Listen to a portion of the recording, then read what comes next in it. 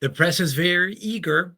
They have Prime Minister Benjamin Netanyahu and they have President Donald Trump both together, and they want answers. Let's hear from the press conference, and then I'll share some thoughts from the Torah. I deserve it, but they will never give it to me. What should happen, sir? What should normalization to go forward? What needs to happen for normalization with Saudi Arabia? Well, we're going to see, and we're dealing with a lot of people, and we have steps to go yet, as you know, and maybe those steps go forward, and maybe they don't. We're dealing with a very complex group of people, situation and people, but we have the right man, we have the right leader of Israel. He's done a great job, and we've been friends for a long time, and we do a great job also. And I think we have a combination that's very unbeatable, actually. Can I ask, what would happen, Mr. President? What would happen, Mr. President? What would happen if you hear? Wait a minute. Wait. Where is that person? Where's that person coming from? Come on, go. Mr. You go. President, what would happen if you'll hear from the Israeli side today that they're not willing to go through with the deal to get all the hostages back home and finish the war? We'll see what happens. Whatever happens, we'll be prepared to handle the situation. Are the Saudis demanding a Palestinian state? Mr. President. No. Are the Saudis demanding a Palestinian state? No, they're not. No. Are they demanding a path towards a Palestinian state or any other recognition Everybody's of that demanding one thing. You know what it is? Peace. We want peace. We want people to stop being killed. But everybody's demanding one thing. Very simple, peace. And he wants peace also. Mr. President, do you think it's politically possible in Israel to get this deal done until the end? To get the deal done? Yeah. Sure. I mean, is it politically Why wouldn't a deal get done? A deal can get done. We'll see what happens. We're dealing with very complicated people. But a deal can absolutely get done. President, Israeli strike on Iran. We'll see what happens. President Trump, I welcome Prime Minister Netanyahu. We've heard Joe Biden and Donald Trump take credit for the hostage and ceasefire deal. Who do you think deserves more credit? I think President Trump added great force and powerful leadership to this effort. I appreciate it. He sent a very good emissary. He's helped it along.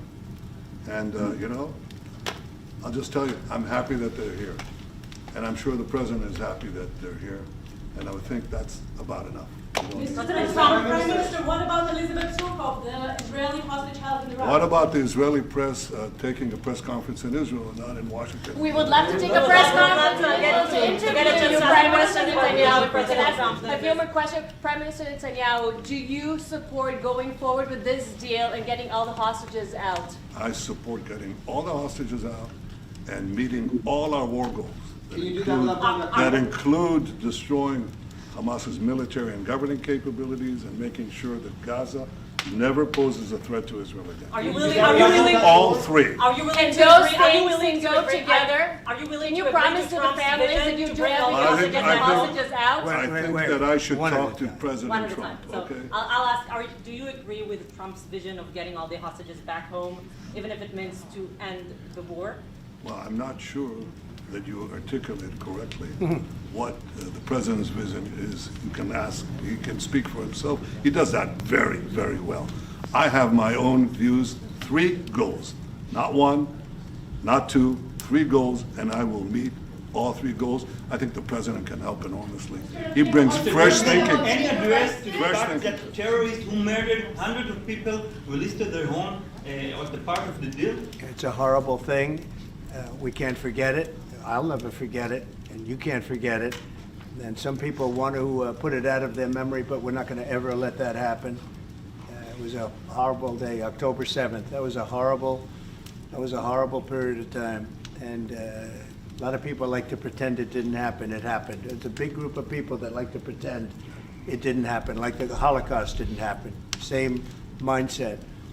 No, we're going to get this thing wrapped up, and we're going to get it done. We're also dealing, I think, very successfully with Russia, Ukraine. We're going to hopefully get that one done at some point in the not too distant future. That's a complex problem also, but we solve problems. When I left, we had no problem. There was no Ukraine and Russia fighting. There was no October 7th. There was nothing. And some very poor leadership led to a lot of problems and a lot of death.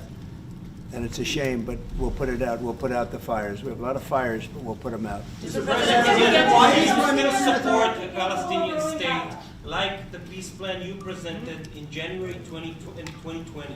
Is this plan still on the table? Well, a lot of plans change with time, and a lot of death has occurred since I left and now came back.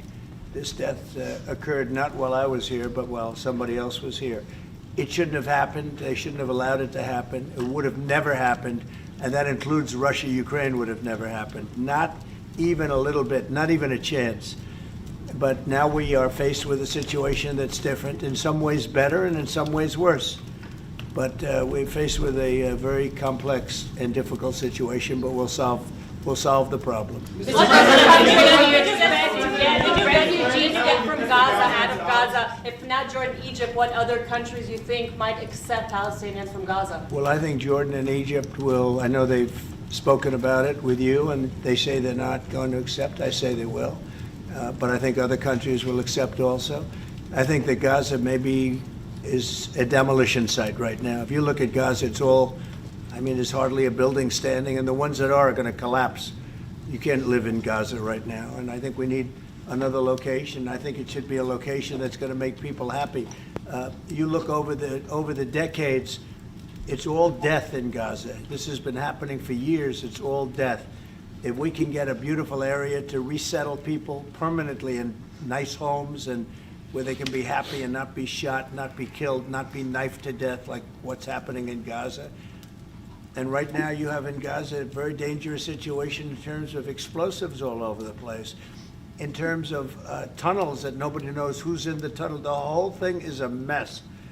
And I think that if we can resettle, and I believe we can do it in areas where the leaders currently say no. I mean, I've been saying that with Mexico, having to do with the border and all of the things, and you saw what happened, 10,000 soldiers, and they're going to do a good job. I really believe that, and I believe Canada is going to do a good job also. And they said the same thing, and then they did something much different than what you were hearing. This is a very, very difficult situation, but we're going to get it solved. I don't think people should be going back to Gaza. I think that Gaza has been very unlucky for them. They've lived like hell. They lived like you're living in hell. Gaza is not a place for people to be living. And the only reason they want to go back, and I believe this strongly, is because they have no alternative. What's the alternative? Go where? There's no other alternative. If they had an alternative, they'd much rather not go back to Gaza and live in a beautiful alternative that's safe. Mr. President,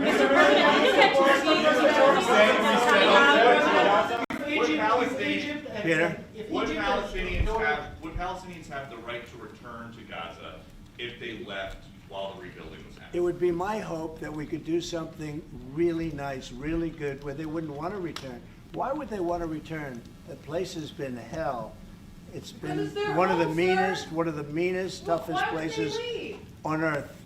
And right now, I've seen every picture from every angle, better than if I were there. And nobody can live there. You can't live there. So if we can build them through massive amounts of money supplied by other people, very rich nations, and they're willing to supply it. If we can build something for them in one of the countries, and it could be Jordan, it could be Egypt, it could be other countries, and you could build 4 or 5 or 6 areas. It doesn't have to be one area, but you take certain areas and you build really good quality housing, like a beautiful town, like someplace where they can live and not die.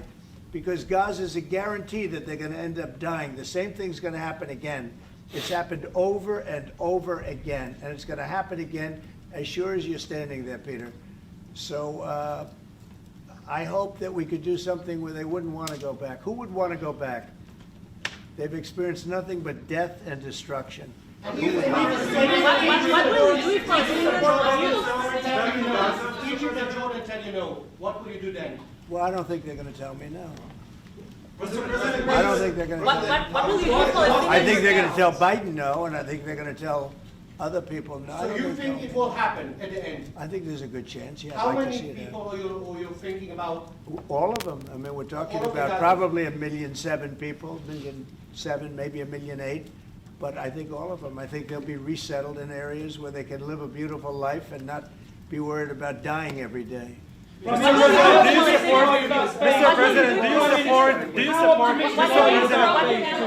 Mr. President, do you support building settlements, Jewish settlements back in Gaza in the next years?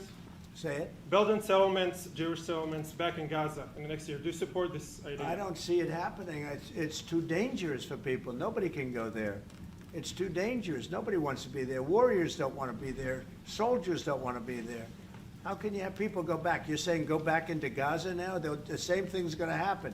It'll only be death. The best way to do it is you go out and you get beautiful, open areas with the sunlight coming through, and No, you that's build not what I meant. something I meant nice. building Israeli They are not settlements going to back want in Gaza. They are not going to want to go back to Gaza. Prime Minister Netanyahu, what is your message to the families of the hostages that look at this deal, that are worried that this deal won't go through?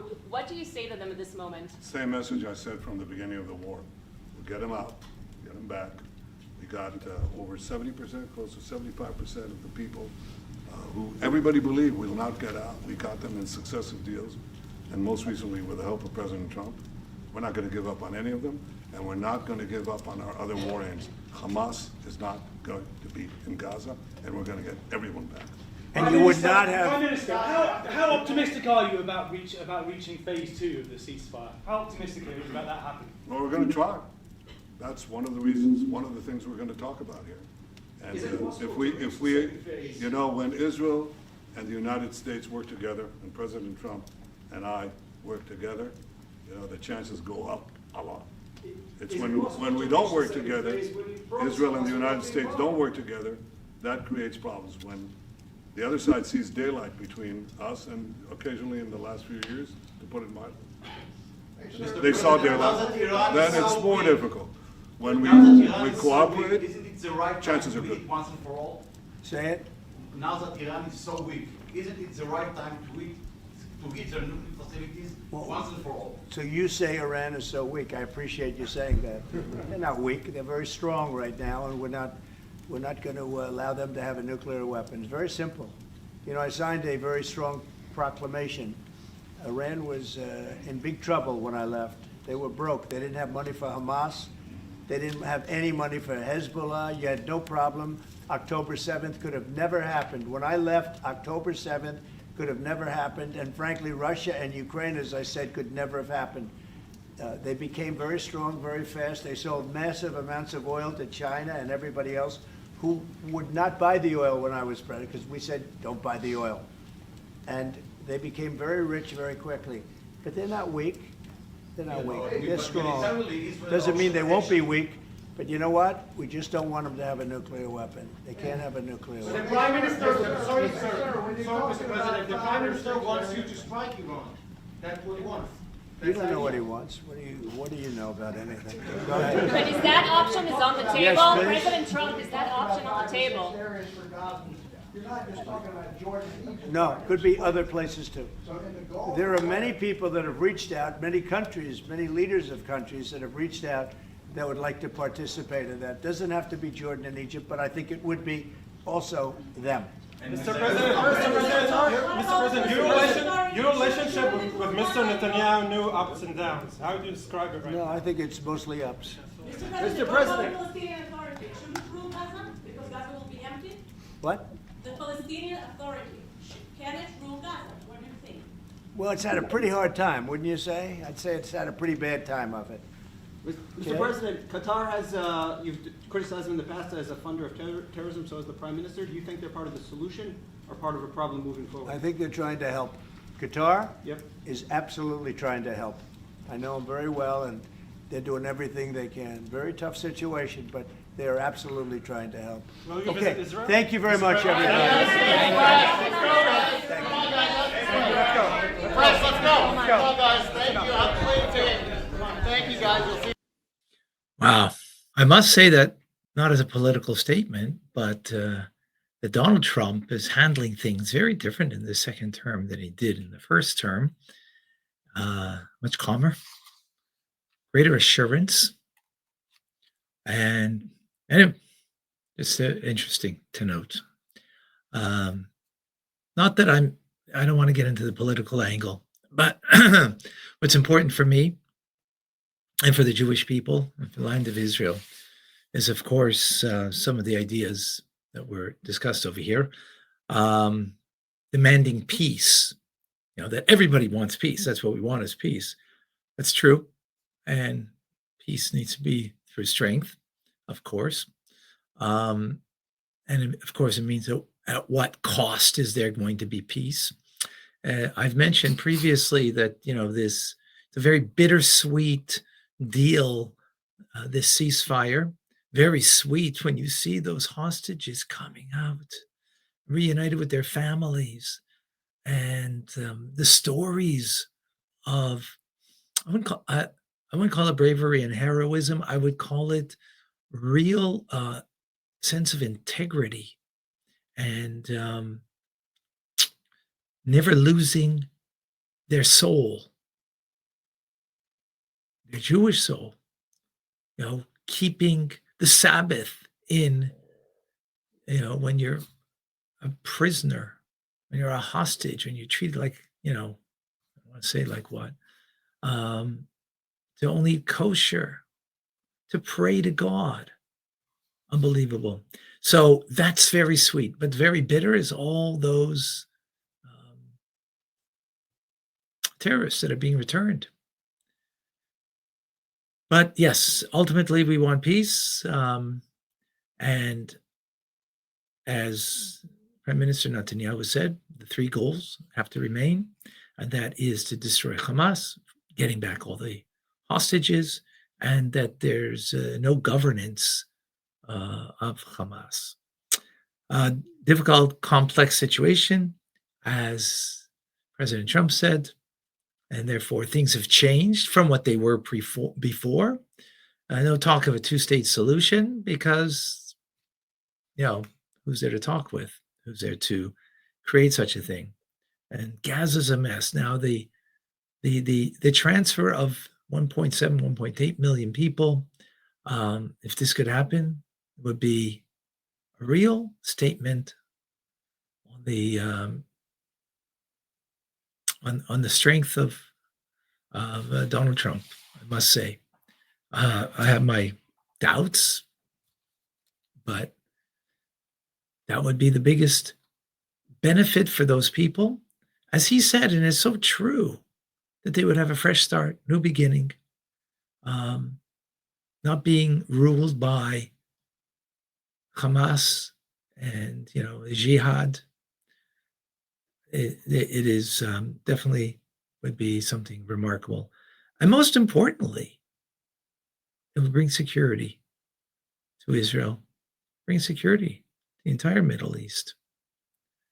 So kudos for that. I hope that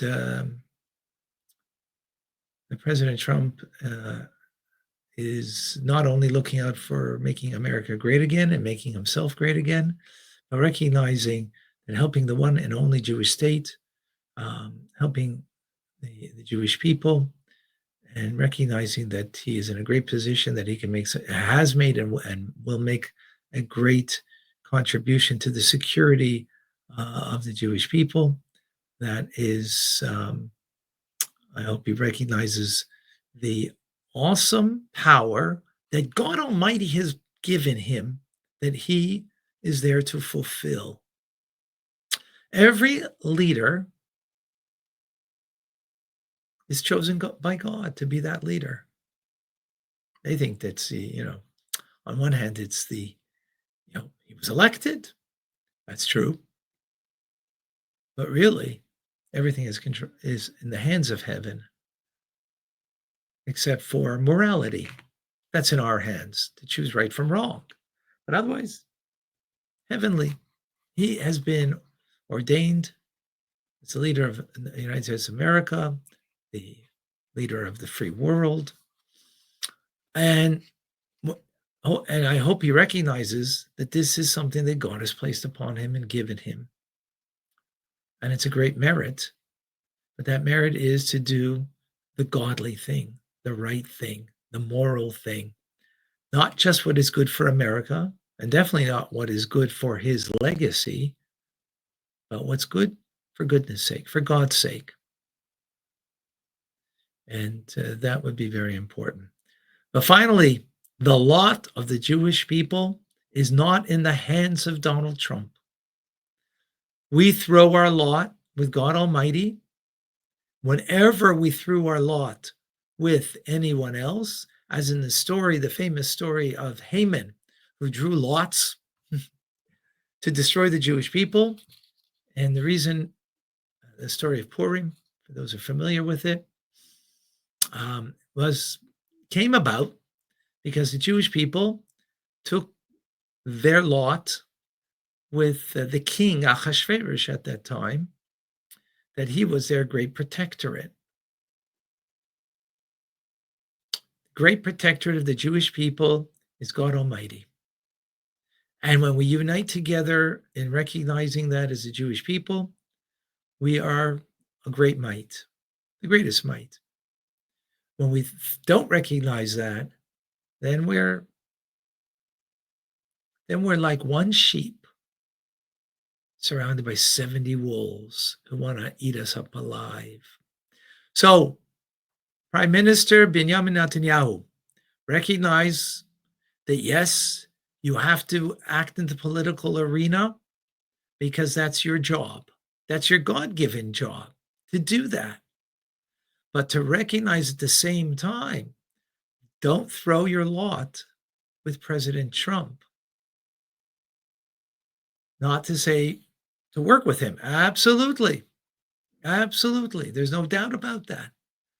But work, of course, you recognize as emissary of the Jewish people, an emissary of God Almighty, and that we throw our lot through Torah and mitzvahs, through the Jewish life that we lead with God Almighty, and that will be our strength, that we will be able to fulfill, as you said, the goals that need to be fulfilled now. Hatzlacha Rabbah, great success.